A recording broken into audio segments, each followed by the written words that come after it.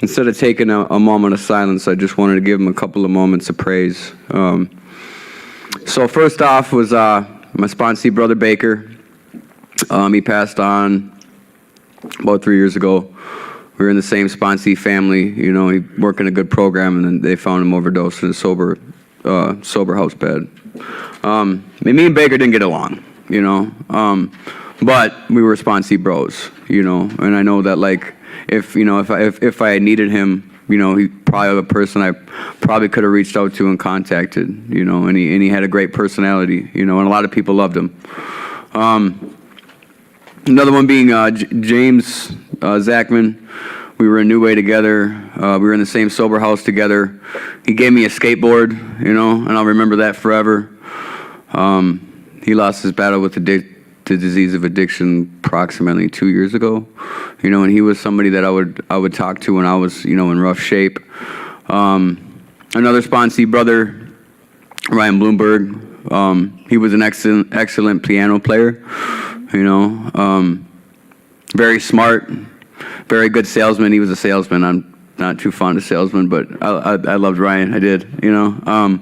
And he lost his battle too, you know. And those are the kind of the things that, like, I didn't really know that, like, I was unwillingly walking into a lot of grief, walking in the rooms of Narcotics Anonymous, you know, because, like, there's that other fellowship, right? And, like, I mean, that happens there too, but, like, you're more prone to go through that and face that in the rooms of Narcotics Anonymous. And that's one of the reasons I still stay too, you know. So another one being Lee Ebnett. That was probably one of the worst ones for me. We were in the same small group together at New Way. You know, we set goals and plans to move out and get our own place, and, you know, we did. And we lived together for a year, and, you know, we set goals that, like, we were going to get some union jobs, you know, within a year, and within 2 months I got mine, and, you know, he just had never quite made it. And then, you know, we kind of parted ways and moved out, and he went through some issues with a relationship, and he ended up going back to heroin and lost his life at the age of 26. He was like a brother to me, you know. I think about him quite a bit, you know, and it breaks me up inside, you know. And so the latest one would be Nate Dogg. You know, a lot of you guys out here know him. He was a good friend of mine too, you know, and he was really in it, you know, and he recovered out loud. And, you know, one of the things I remembered about him is that, like, I was really going through some stuff, man. And I was like, man, I had a really shitty birthday, you know, because my girlfriend ditched me or whatever. And he was like, well, if I'm around next year, you're going to have a good birthday, you know. And I knew that he meant it. And that was a moment in time that I remember him for, you know. And unfortunately, he wasn't there this year, but I had a great birthday. You know, I was surrounded by people that loved me. And a lot of years I wanted to put a gun in my mouth and pull the trigger, you know. So, I mean, gone but not forgotten, you know, and some people need to die in order for us to stay clean. I hope that we can change that. I really do, you know, because I don't think that I was really ever built to handle grief, you know. I always put something on it, always, you know, and I'll still do that in recovery, but it's just not drugs, you know. So it's like another thing too is that, like, I mean, just because I'm up here does not mean that I'm not down there. You know what I'm saying? Like, we're all in this together. You know, I'm definitely not a perfect person. I have not worked a perfect program. You know, so don't put me on a pedestal. I make mistakes too. You know, and I will share my defects with you. You know, in case you haven't noticed them already. But so yeah, you know, my clean date is February 8th of 2016.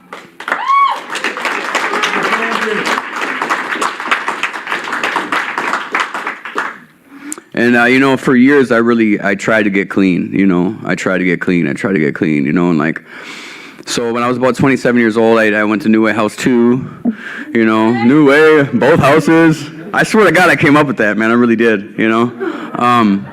Me and another brother, JB, he's also not with us, too, you know, and he was, like, my right-hand man, and he kind of went, you know, another way, too, and he ended up going to prison and getting out and dying that night, you know, and, I don't know about you guys, but I don't want to go out like that. Do you know what I mean? So yeah, I tried to get clean at 27. You know, I got into college, and I really thought that I was, because like I never really gave myself a chance. You know what I mean? Like my house was always the house to go to growing up. I never went to school, and when I did, I got kicked out. And I didn't bring school books. I just brought a backpack full of brickweed. And I really thought I was big time. I really did. I had the little hand scales, and I put it on the light switch, and you know what I mean? And man, I had dreams. I had dreams. And now I don't even know if they make that stuff. I don't know, But, I ended up catching some charges when I was young. I got my parents' house raided like twice in a year. And, like those are the things that like, I get to make amends for today. Like my parents are just proud of me, And that's like one of the beauties of this program, it's like I can actually be a family member now, like instead of being like the black sheep, I'm now the hero, I got, because it was always, amongst the siblings, it was like, oh, did you hear what Rob did this time, or, he's in jail again, or he's doing this or doing that. I was always doing something, and it was always, I got Mug of the Week. I don't know if anybody remembers those, the mug shots. I got Mug of the Week like 2 times, and like I was like really proud of that, and like, today I think about that, I'm like, no, that's not really something to be proud of, But the thing is that like my life has changed, and now these same siblings will call me when they have conflict with each other, and I'm like, well, why don't you guys just talk about it, So it's just kind of interesting, like we don't have to be that person that we think we are, like the literature says, like we go through this identity crisis, and for me, like that was my identity was using, that's all I lived for. It was like, well, let's get high, you know what I mean? Get a job, I'll probably lose it, because either A, getting high, or some consequence as a result of getting high, so like one of the things I really love about NA is that like it's all inclusive, right? Like we don't just sit here, like I don't sit here and say like, hey, I'm an alcoholic and an addict, because alcohol was a big part of my story too, and alcohol is a drug just like any other one, and like, and if you do say that, that's cool. I'm not gonna stab you in the parking lot. It's all right, I'm not the NA police, I do try to speak appropriately when it comes to that. Just out of respect for some of my predecessors, So yeah, I ended up getting sober at House 2, and what happened was like I relapsed, right? I was going through some issues, relationship issues. Never happened before in my life, right? Yeah. Hey, but I'll tell you what, on every failed relationship, I've gained some of my best friends, man. You know what I mean? And a lot of them are here tonight, and I love you guys. I do. Thank you. So yeah, anyways, some things were going on, and like I went back to visit my parents, and I took a pill. What was it, like a Opana? They still make those? I don't know. Yeah, I took an Opana, and I came back to the house high, and I was like, are they gonna know? And I'm scratching my face, and like this tech, like, he says, hey, why don't you come in here for a minute, and I'm like, oh shit, he knows, you know what I mean? And I go in there and I sit down, and he looks at me and he's like, I was talking with your counselor, and we kind of decided that like you've never given yourself a chance. And it dawned on me at that moment that like I have never given myself a chance in life. Like from the get-go, I just fucked myself, And I was like, wow, and it kind of hit me. Of course, I'm itching my nose, you know what I mean? And I'm like, try not to make eye contact because I'm sure my pupils were small. But so like I went to my room and I was like, huh, and I really thought about it, and I was like, well, why don't I give myself a chance, And so like I did all this cool stuff, right? I got into college. At this point in time, like I had no front teeth. I got my teeth knocked out. So like I went and got my teeth fixed. That's a big deal for me, But like, yeah, I got my teeth fixed. I went to college and got my license back. I had to pay like $6,500 for my license, and I really was like, wow, like I gave myself a chance, and in 6 months I did all these things, right? So I ended up having the bright idea that like I should drink a couple of beers, Why not? What's the worst that could happen, right? And from there, it was like a 5-year stretch of like me coming into the rooms, going back out, coming in, going back out, and every time that I went out, like I lost a little more, and obviously like the disease got worse, and in my life, I was always trying to substitute one chemical for the other, like And that's why, like, I say I'm an addict, because it doesn't matter the chemical, you know, like I'm going to use it, and I'm going to use it until it destroys everything. And I'm going to watch it happen and tell myself that it's not happening. You know what I mean? So like at the end of the road, there came a point where I got like my third DWI, and I was like, man, I really got to stop drinking. And like the meth wasn't working out, because like I just got sick of that whole scene, and you know, I lost this, lost that, blah, blah, blah, blah, blah. I decided that like heroin was a good idea. You know, I thought like, well, all right, I'm going to stop drinking, so I'm going to use heroin. What's the worst that could happen, right? You know? And that's like the mind of an addict, man. Like that's just the stuff that like we think about that's just absolutely ridiculous to like a regular human being. And like what regular is, I don't fucking know. But I know it ain't me, you know?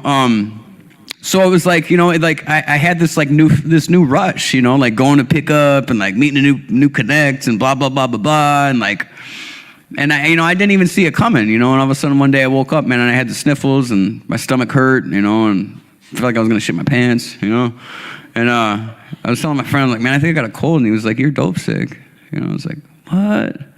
Just snuck up on me like that. I mean, I have been an addict my whole life, man, and all of a sudden I'm like, what happened? You know what I mean? I walked right into it, and I knew what was going to happen. I seen what it did to all my friends, you know, but I told myself that it was going to be different for me, right? Because that's what we think, man, you know, just all sorts of just ridiculous stuff, right? And I'll still think that way in recovery. I just haven't picked up dope. So, you know, I used that until I ended up getting my fourth DWI. And what happened was it was my birthday, like 3 days later. And I was on one, you know, I was using meth and popping benzos and fighting with the girl. Again, relationship issues. And we got into a fight. Well, actually, matter of fact, like, let me rephrase that. Like, I made the fight so I could go get some heroin because she didn't use heroin.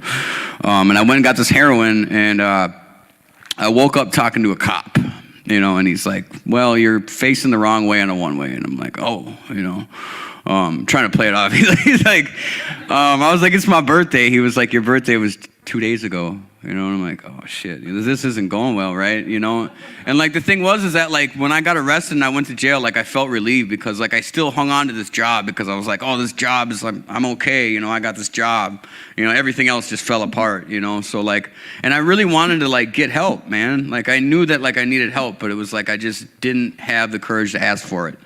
You know, and like, so when I got arrested, I felt relieved, you know, I mean, like, obviously I slept and in jail and whatnot, you know, and I'm like, cool, you know, now I can change. And sure enough, you know, at 12 o'clock, I'm in Ramsey County, like Tap Out Central. If any of y'all been there, that's not my fave. That's another thing about recovery. I stopped touring jails. That's pretty cool. So I wake up, you know, they're like, Herman, pack it up. And I'm like, shit, you know, and like, so that wasn't the end of the road for me, man. And, you know, and I continued on. I had this bright idea. I was going to sell dope. And this job that I had, I withdrew my 401k, and I was going to buy a bunch of dope and sell it. That lasted for about 10 days. So as you can imagine, that was a really great idea, you know. So at this point, you know, I ended up overdosing on Christmas of 2015. And, you know, I think it was a mild stroke is what it was, because like I didn't end up in the hospital. They didn't have to Narcan me, but like I woke up and like my whole left side was numb, you know, and I just didn't pay it no mind, and I did some more heroin, you know, because why wouldn't you, you know? So I did this heroin, and you know, later on in the day, like my vision got really messed up, and like things were just really scary. I was scared, you know, and I still couldn't feel my leg, and you know, I was terrified, man, and I was like, wow, I really did it this time, you know. And like, all I knew is that like I wanted to be by my mom, you know, and yeah, Mr. Tough Guy, my mom, you know, mom. But like, no, so by the time I walked into treatment, man, I did my assessment, and it was like, at this point, everybody walked away from me, you know what I mean? They were like, Rob's doing heroin, man, I can't be around this guy anymore, you know, and I was just toxic for everybody, you know, and like, and of course I had some resentments about this, but like, you know, through working a program, like now I have a different perspective, is that like, I was poisoning myself, and like, I was poison to them people around me, you know, so like, why wouldn't they protect themselves? You know, but I didn't think about it like that, you know. So I had nothing, and I had nobody in my corner, and, you know, I went and did this assessment with this lady named Pam over at ADAP. And, you know, it was the first time in, like, a long time that, like, anybody had any compassion for me, you know. And, like, I could just see like, you know, like she really felt bad for me, you know, and it was like, you know, I just broke down, man. And it was like, she's like, we're going to get you in here as soon as we can, you know? And like, at this point I figured that like I was just going to die out there, you know? And that was like a reality I was okay with, you know? So fast forward, you know, the day came that like I made it to treatment, right? It was February 8th, 2016. So like that day came, man, and I remember exactly what I was doing, and I remember exactly what I was feeling, that like, I don't have to do this anymore, you know? And over the years, it was like, you know, I wanted to quit and I wanted help, but it was like, I was never really willing to put in the work that I needed to do to stay clean. You know, so like I got to treatment, and of course, like I was just a mess. I couldn't sleep. I felt like shit, blah, blah, blah. Like I literally like probably cried myself to sleep like the first like week, you know, and I was just asking God, like, why me, you know? But like, I got into this recovery thing on fire, man. Like I was like, all right, I'm going to do whatever I can to stay clean, you know? And they told me like, go to meetings, get a sponsor, you know, avoid people, places, and things that'll bring you right back to where you were, and pay attention, you know. So this time, you know, I was like, all right, I'm gonna do all that, you know. And anything that anybody told me in early recovery that I listened to and I did, they were right, you know. And a lot of those things are the same things that I tell the guys that I work with, and the same things I tell anybody that's struggling, you know. And it's not because I came up with it, you know. I'm not Albert frickin' Einstein, you know. It's all recycled information. You know, and like one of the things that they told me was put your recovery first and everything's gonna fall into place, right? So like my first like 8 months, I went to like 8 meetings a week. I ended up getting a sponsor that like probably wasn't the best sponsor. He ended up lying to me, and then like lying to his wife, and then calling me and having me lie to his wife. So I fired him. You know, and like at that point, man, like I really judged this individual, you know, but like, you know, fast forward a couple of years, man, I'm not a perfect human being, you know, and now I do understand, not that that makes it right, but the disease of addiction is very sneaky, you know. So, you know, I had probably like, you know, 20 sponsors over the years, you know, like I get a sponsor, not call them, you know, like I work like one step, you know, and not call them, go out, relapse, come back, and it was my sponsor's fault. And I always looked for somebody that was like me, you know, probably looked like he just got out of prison or whatever, and tattoos or whatever. But like this time I was like, maybe I should do something different, right? Because they told me that too, do something different. And, you know, so I met my sponsor, Finn K. I mean, if any of you guys know him, very smart individual. And I owe a lot of gratitude to that man, you know. We're going to meet up tomorrow and do step 11. It's pretty cool. He's a frontline worker, you know. So, like, just from, like, seeing him and, like, you know, what he was doing with his life was like, wow, what a productive member of society, right? You know, and I didn't really know where I was going to go in life. I was just like, I'm going to stay clean, and I'm going to do exactly what they told me to do.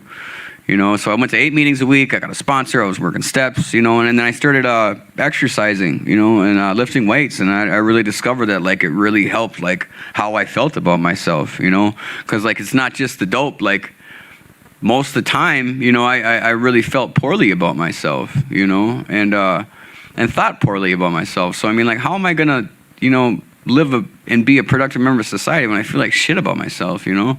So like it really started to help, you know, and I took suggestions and I followed them, you know, and I just decided to do things like the right way, you know, and that's completely against everything that was going on inside me. And I'll tell you what, to this day, like I still think of doing things the wrong way, like all the time. You know what I mean? Like it didn't just go away. Because like I was under the impression that like after a year, I was going to be like, oh, all right, well, I'm Mr. Spiritual now. You know, that was bullshit. Matter of fact, man, I think that it gets harder the longer you stay clean. And, you know, from what I hear, it's not everybody's experience. And like, fuck you. You know? No, I'm just kidding. I'm happy for you. Really am. So like, yeah, like I said, I didn't know what I was going to do, where I was going to go, where I was going to end up, you know, career-wise, you know, and like I said, like, I lost feeling in my leg, right, and So like when I first got to the rooms of Narcotics Anonymous, I was limping. You know, I couldn't feel my left foot. I couldn't wiggle my toes. You know, and I figured that it was just a permanent thing as a result of my chemical use. And somewhere around 2 to 3 months, that came back. You know, and that was like the first thing I was grateful for. You know, and like I started running. You know, and stopped running. I run sometimes now, but you know, so. And I was really trying to like not click up with the wrong people, you know, because every time I ever went to treatment, every time I ever went to jail, I was always trying to get the plug, right?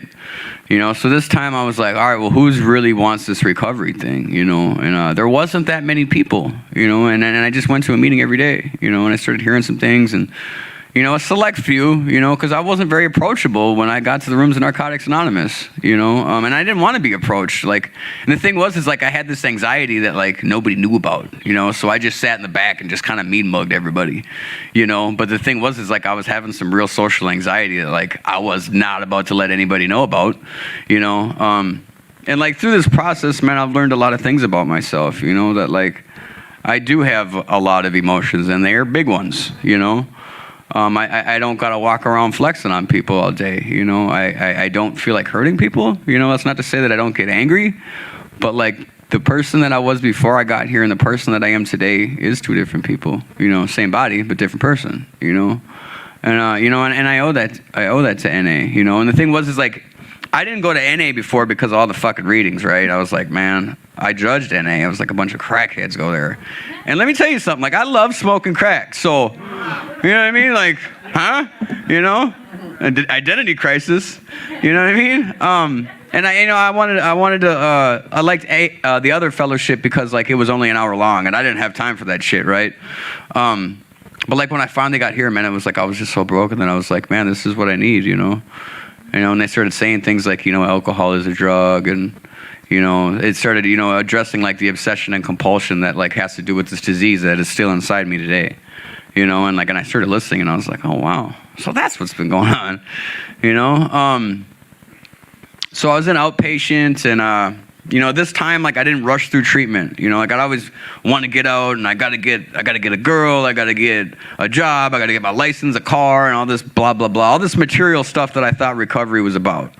You know, and this time I was like, well, why don't I just take it easy, you know? And so from doing that, I ran into a friend of mine that was, I went to treatment with him, like, 3 or 4 treatments ago, I don't remember, and you know, he's like, hey, why don't you come print t-shirts at this shop with me, you know? I was like, okay, you know, all right, you know, $9 an hour, you know. I humbled myself down, and like, you know what, like the thing is that like God put me exactly where I needed to be at the exact right time, you know. So I did that, and it was awesome, you know, printing t-shirts and really not doing much. We didn't really do much, you know, but it was exactly what I needed because, you know, people that were there were in recovery, you know. There wasn't like, you know, a bunch of people smoking pot or whatever, you know. So like from there, you know, one of the guys at New Way House, I was at House 1 this time, you know, he had seen that like I had a good work ethic. So he's like, well, why don't you come mow yards, you know, for like $13 an hour? And I'm like, cool, you know. And like the idea was that like, you know, I just started to say yes to things, you know, because you never really know, like your future could be in, you know, in any given situation. And like, what if you say no, you know, you never really know. So I did that, you know, so like I had a super full plate. Like my first year, I was just batshit crazy. I didn't sleep much. I went to the gym, I went to meetings, I worked 2 jobs. You know, I didn't do a whole lot of sleeping. Or really practicing self-care, because I didn't really know what that was. You know, because my self-care was getting high, you know, like, so, and I still got to practice that today. Like, you know, like today, like I'll be honest with you, like I didn't know that like I was speaking today until yesterday. Like I knew that I was speaking, but I didn't think the 16th was today, you know? So like I went like bid this little side job and I was like, cool, man, this friend of mine in the union is out of work. So I tossed him a little money or gave him half and just had him, you know, banging out today. And so like I got done with work at like 6 o'clock. So I'm rushing to get here, man. And it's just my, you know, I got to take more time for myself sometimes, you know. I just cram, just all this shit, and then like I end up with this crazy anxiety, you know. And so, anyways, back it up a bit. So yeah, I was in New Way, and I wasn't partaking in the dating cesspool that was going on there, because everybody was sleeping with everybody, and and it's not just New Way. That was just how treatment centers were, and that's like people were hooking up, and that was why I went to treatment a couple of times, But this time it was like I was really trying to save my own life, because at the end of the road, that's what it's about, It's either I go on using and die, or find a new way to live, right? And that's not to say that like the new way that I've lived has been easy. There's been a lot of bumps in the road and whatnot. Well, I got till 9 o'clock. 9 o'clock, is it? 9? Oh yeah. Well, I just wanted to mentally prepare myself.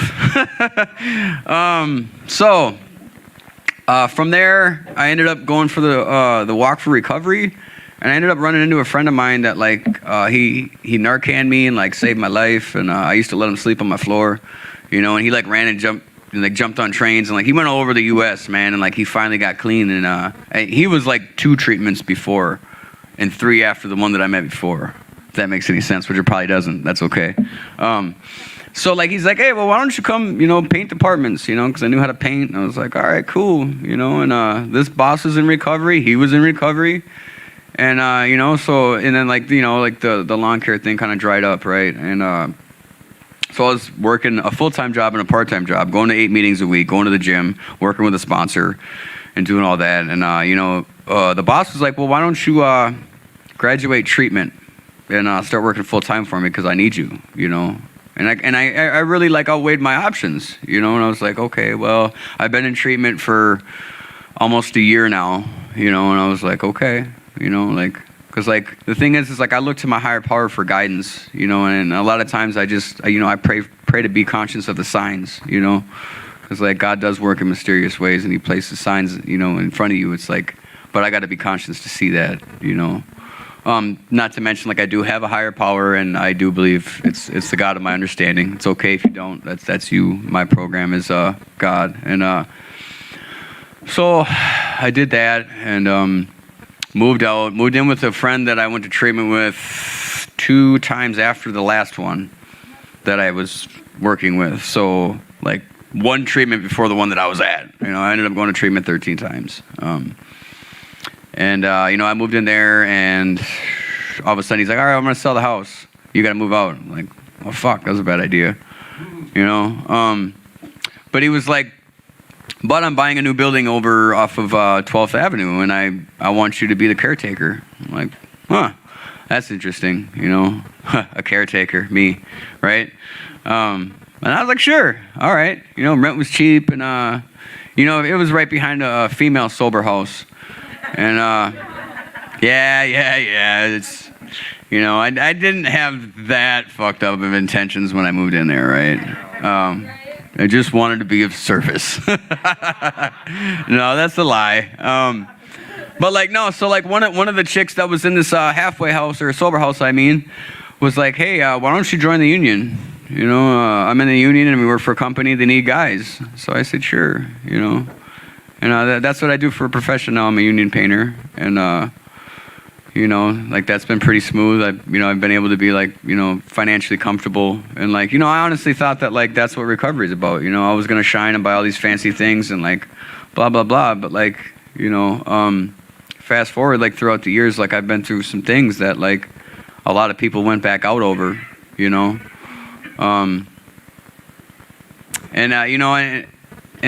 going through them things, without getting high was probably the hardest thing I ever had to do. I've done some things in recovery that man, were just super hard. I put my dog down when I had 13 months. That was man, I had a pit bull named Homie, man, and he was 105 pounds. He was just a beast, man. He was just my best friend, and I had to put him down. Had 2 miscarriages. I was almost a father twice. That's been pretty traumatic. Because this idea was that's kind of what I had pictured in my head was the white picket fence recovery, right? Gonna have a career and a house and a couple of kids and a dog, got the dog and stuff like that now, but I don't got any of that other stuff that I thought was gonna happen, right? So going through those things, man, I've gained some some really solid friendships, man, that like really hold a spot in my heart, you know. And if it wasn't for quite a few people in here, like I probably would not be here, you know. And I can honestly say that, you know. I've had some weird, situations where like, I had to work on like resentments. There was a guy that owed me like $1,000 that was in house 1, when I was in house 2, and so I'm at work at this t-shirt printing shop, and this guy's like, "Hey, have you seen so-and-so?" And I said, "No." "Well, if you see him, tell him I got something for him, because I was going to beat him up, and so, and I heard he was back around, right? I didn't know he was at house 2. So like I'm doing step work with my sponsor one day, right? And I'm feeling pretty good, pretty spiritual. And I turned the corner to Spring Hill Ministries, what was that, the Sunday one? Pleasant NA, yeah. So I turned this corner, man, and this dude is standing right there. Right there, so like at that specific moment, it was like that addiction side of me and that recovery side of me, and I just like, I just remember that like I just got done doing step work with my sponsor, right? So I think like my HP was like, all right, well, you're going to get spiritual, huh? Let's see how spiritual you are. So I kind of froze, man, and I looked at him, when he kind of looked at me, and like he got kind of pale, because he knew that I wanted to beat him up, and I walked over and I called my sponsor, even though he was like 20 feet away from me. I couldn't even like be around this dude, man, because I was conflicted, you know what I'm saying? And because I really thought I was a tough guy, back when I was using. I really thought I was like the baddest motherfucker out there. And needless to say, I wasn't, and like needless to say, now I'm not, and I don't need to be, and I don't want to be that guy anymore, because all that really is, man, is just pain, because they say, man, hurt people, man, and I truly agree to that, So come to this dance here, and I see this dude again, and I'm like, at this point I didn't know he was at house 2, and so I call my sponsor, and I was like, I'm gonna fuck this dude up, you know what I mean? Like, he's like, I think you should hug him, and I'm thinking in my head, I'm like, oh, I'm gonna hug him, all right, you know what I mean? I'm just gonna squeeze the shit out of him, and like I got all this rage going on, man, and like every time I seen him, I would just mean mug him, and it was like I just had this like internal conflict in me that like I didn't know what to do, because I knew that like I was trying to live this new way, you know what I mean? In new way. But and it was like, well, all right, I can sit in a meeting, man, and I can sit here and talk about how I'm changing, but man, I got to show you that I'm changing. You know what I mean? And I could sit in a meeting and talk all this spiritual shit, leave the meeting and not be spiritual. So what happens then? I just wasted your fucking time. I don't want to be that dude, And that was kind of one of the moments that like I realized that like, okay, it's time to change, right? I didn't hug him that night. And I kept seeing him around, and like I still had that rage, man. And then finally there came a day when I got my 6 months. Like I had to do some jail time. A warrant popped up. I turned myself in for once. And they gave my bed away at New Way, and like everything was all messed up, and like I had faith that things were gonna be all right. So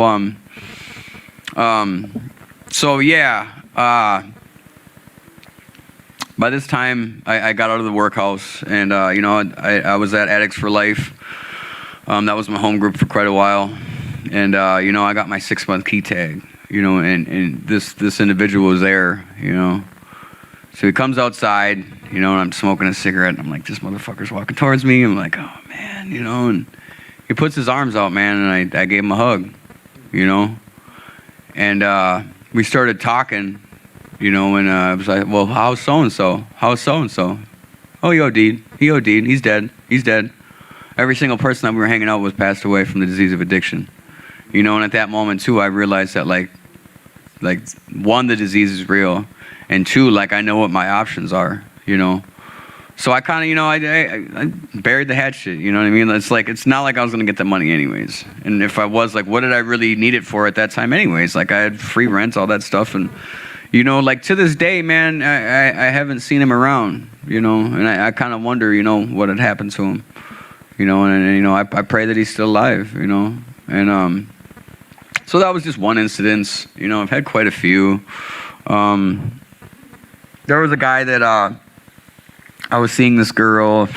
Imagine that, more relationship issues. And he had a crush on her, and like he really didn't like me, and which was fine, whatever. And like we had some words, and he ended up calling me a punk ass bitch. And so that was another moment that it was just like, okay, well, you're in recovery, or are you in active addiction, right?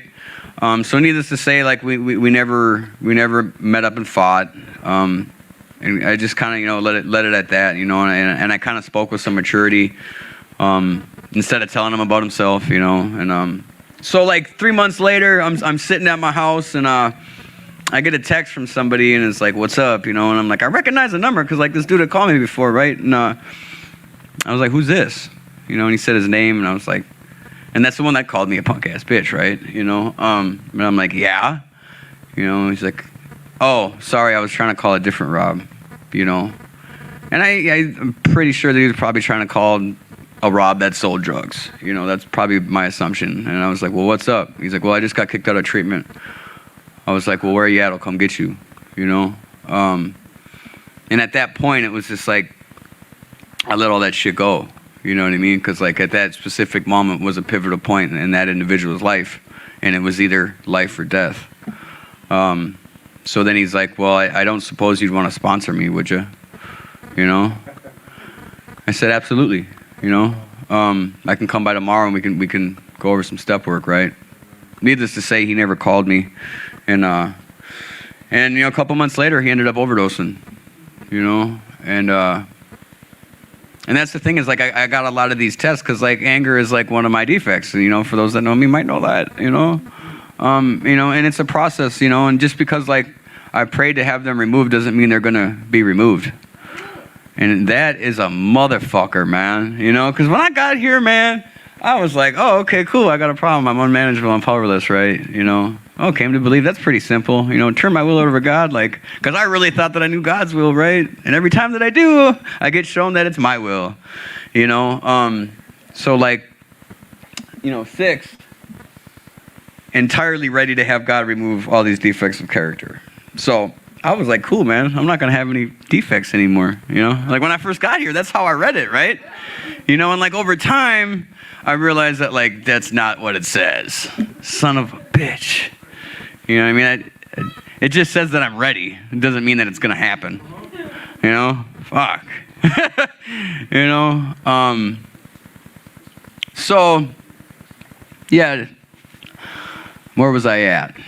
So, I go to this building. I get this job. Everything's fancy, you know, and I'm still working 2 jobs, and, you know, I'm you know, at this point I got, like, you know, a year and a half clean, and, you know, I set goals, and, like, I reached them, you know, and I never did that before, you know what I mean? Like, my whole goal in life was to use, you know, finding ways and means to get more, you know, and, like, oh, okay, cool, well, I'll set this goal and I can do it, you know, because, like, a lot of times, man, it's like the things that we say to ourselves is, like, how we see the world and how, like, we're gonna act in this life of recovery.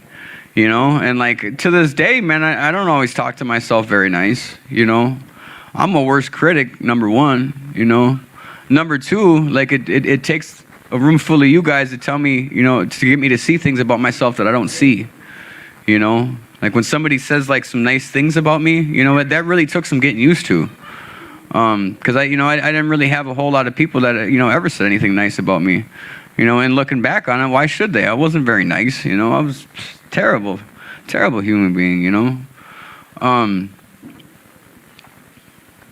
So yeah, I've like I said, I've lost some things in recovery, you know, and, like, I got, like, this nice job and was making all this money, and, you know, and then all of a sudden, like, everything just fell apart, right? I ended up getting kicked out of my apartment. He ended up taking away my caretaking responsibilities, and I lost a whole bunch of money there, and, like, I didn't know where I was gonna live, and you know, a friend in the program was like, hey, you should go move over here, and and then I got laid off. I got laid off from this job that I had, and I was like, well, okay, now what do I do, you know? And like, the thing was, is, like, you know, I look back on it, and it was like I just needed to be humbled, you know, because, like, at that specific time, like, I started to have, like, this job define who I was as a human being. You know, and I started letting this relationship that I got into define me as a human being, you know? And, like, so I had to humble myself, you know? Like, I moved into a place over on the east side, sober, you know? It was pretty fun. It's really not that bad over there, you know? it was pretty cool. But yeah, so my rent tripled and my income, got cut down to a third of what it was, and it was, time to humble up, and like, I'll tell you what, like, in all the times that like I've really like not had all those material things that like I thought recovery is about were like my happiest times, like when I'm like, okay, well, what do I got to do today? Go to a meeting. That's it. Go to a meeting, go to the gym. I got more time for the gym. And like, now it's like when things happen, like I can see them a little bit differently, And another thing too is that like, God will take some things away from me, man, just to replace them with better things. But in that opportunity, I got to grow. And that's on me to do, So from there, I ended up going back to work at this job. And, I met this girl and we fell in love. I ended up getting her pregnant. And, I was extremely happy about the situation. I was going to be a dad. And, I was going to get the opportunity to be the dad that my dad wasn't, because my dad abused me when I was a kid. He was an alcoholic. He found his way to the rooms. And I truly believe that if it wasn't for him finding his way to these rooms, I probably would have never been open to the idea. So about halfway through, we lost the baby. And, that was hard. And I can remember being in a meeting, and like thinking about the things that I was still grateful for. And so like the next day, man, I'm going to work, and I'm like, God, I'm so grateful I still have a job, And I get to work, man, and this guy's like, grab your tools and go home, and I'm like, huh, so like all that fancy stuff I had in my head just fell apart on me, and I wanted to kill myself, I really did, there was not any sort of positive thinking going on in my life, but I stayed reaching out to some men and, talked through it. And I didn't really know where I was going to go again, right? I just couldn't believe what had just happened, and like, and in this point in time, like I rear-ended somebody. I took this job that I messed up and I lost a bunch of money. And so like, I mean, it was just like everything in my life was falling apart, man. And I truly believe that like God wanted me to get high. And that was the lie that I was telling myself, that like, God doesn't give a fuck about me, Why should I stay in? I'm fucking miserable, there's a couple gentlemen here, man, that like literally saved my life, like if it wasn't for some of y'all, man, y'all saved my life, dude. You know what I mean? Like that's the truth. Like if it wasn't for y'all, I wouldn't be here, and I truly believe that, man. And like, that's not something I ever had in my life, true friendship like that. So I kept coming back, just sharing, just being raw and open, man, telling everybody, look, I'm hurting, and like, regardless of like what I thought in my head about how sick everybody was of hearing me say the same shit over and over, I still kept saying it, you know what I mean? And, and eventually like that pain lessened. And, I ended up getting another job. Like, imagine that. Boo-hoo, a better job with like my bosses in recovery, and like, I'm pretty secure at this job, like my boss is like, he laid me off for a week and he's like, please don't go work for anybody else. I was like, well, you don't hear that too much, especially at a union job. They're just like, yeah, we'll call you, and you sit around and wait for it. And like, within a week, he got me more work, and like, God does replace with better, but in the space between, like, I need to do what I need to do for growth, So like in regards to like this whole Phoenix NA group, right? So I got a friend. Oh yeah, quarantine hit, right? And there was nowhere open, and 2218 was open, So like I was like, yes, finally I can get to meetings. I'm going nuts over here, and I was going nuts, man. I was losing it. I was like, my temper was short, man, and I was like, I was about to get in fist fights with my coworkers and stuff, and I was just pissed, So then I come here, man, and like, we got all the rules and all the crazy stuff that's going on, and I'm just like, well, we got to abide by them, and God, there's been issues with the whole COVID thing, and I'm just glad that everybody is still here, and and like, regardless of like whatever our views are on it, we're still here, and we can still love one another, So I stopped going here. I had to chair another meeting, so I stopped going here for a while, and I get a call from Matt Krebs, and he's like, hey, man, we're going to do a business meeting over at 2218. I'd really like you to show up. He's like, and tell everybody. I was like, okay, cool. All right, I'll do that, And, I show up to this meeting, and Mr. Krebs shows up, and he's like, all right, well, I'm moving to North Dakota. Here you go, you know? And I was like, cool, you know? So, like, I mean, at this time, it wasn't called Phoenix NA, you know? I had labeled it the Quarantine Killers because, you know, whatever. I just came up, Everyday NA, that was another one. And, you know, like, we had business meetings every Sunday. God, I'm so glad those are over. You know, and like, this is, like, exactly where I've needed to be. You know what I mean? And, like, the thing is, it's like the things that I'm doing in my life now is, like, number one, don't get in a relationship, you know? Because I've had issues in those, and like, and that's not to say that it's their fault. You know what I mean? Who's actively participating in the relationship? I am. You know, so like by doing so, you know, I'm setting boundaries. What the fuck are those? Right? And I never thought I'd even use that word, man. When somebody said the word boundaries, I mean, get the fuck out of here, you pussy.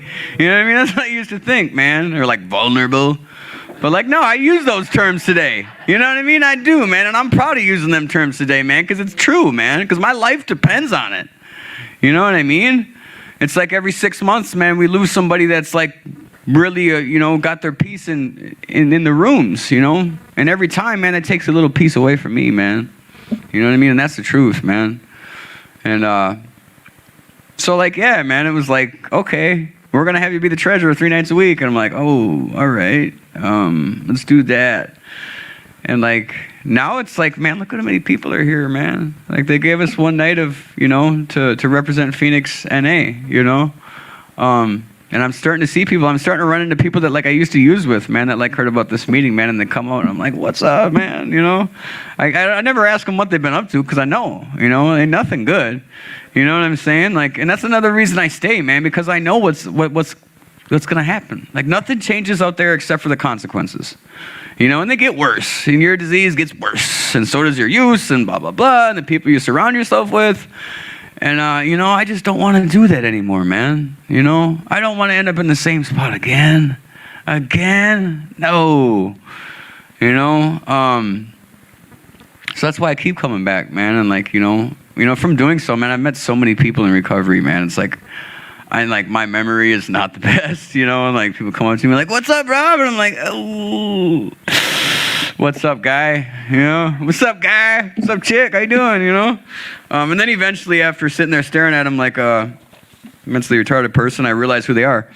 But like, the thing is like, it's not a popularity contest, you know what I mean? I'm not Mr. Recovery, you know what I'm saying? Like, I'm not Mr. Spiritual either.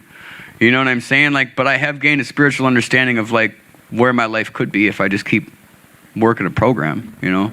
Don't know where, but it's not going to be where I should have been. You know what I mean? And, you know, like I was saying though, like God puts me exactly where I need to be, you know, regardless of whether I want to believe that or not, you know? And every time that like I think it's God's will, it's usually my will. And I always figure that out in the end. You know, so like, yeah, recovery has just basically been a learning experience, man. And like, you know, like a rebirth of myself, man. And like thinking that like, I'm not that piece of shit that I thought I was, you know what I mean? And like, and I can have a good life. And I'll tell you what, man, like, don't let anything get in the way of the life that you could have. You know what I'm saying? Stay regardless. You know what I mean? Like, I don't need to have everybody in this room like me, and quite frankly, I don't care if everybody does, you know? And, well, I think I like everybody in here, but, you know what I mean? Like, I'll go to meetings and, man, like, you know, and I'll be like, this motherfucker, you know? And, like, you know, and I'm in my head, and I'm judging their program, and it's this and it's that, you know? But the thing is that, like, that person is put in my path for me to learn something. And if I'm sitting there judging them and all this and that, man, eventually there's going to come a point where I'm in a situation, and I'm like, this is a God moment. You better pay attention. You know what I'm saying? And, you know, another thing that I've learned, too, is, like, the motherfucker that's talking should be listening, you know? And that's all I got. I'll pass.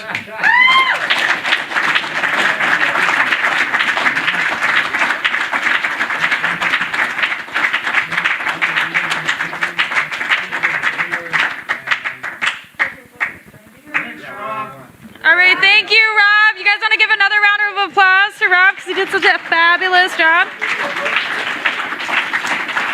I would would like to give thanks to all the readers that read today. Rob for taking time out of his day to come speak for us, and for 2218 allowing Phoenix NA to host tonight. So thank you, everybody. And can we stand, get a moment of silence? Get a moment of silence for the addict still suffering, please. And then we will close with the gratitude statement.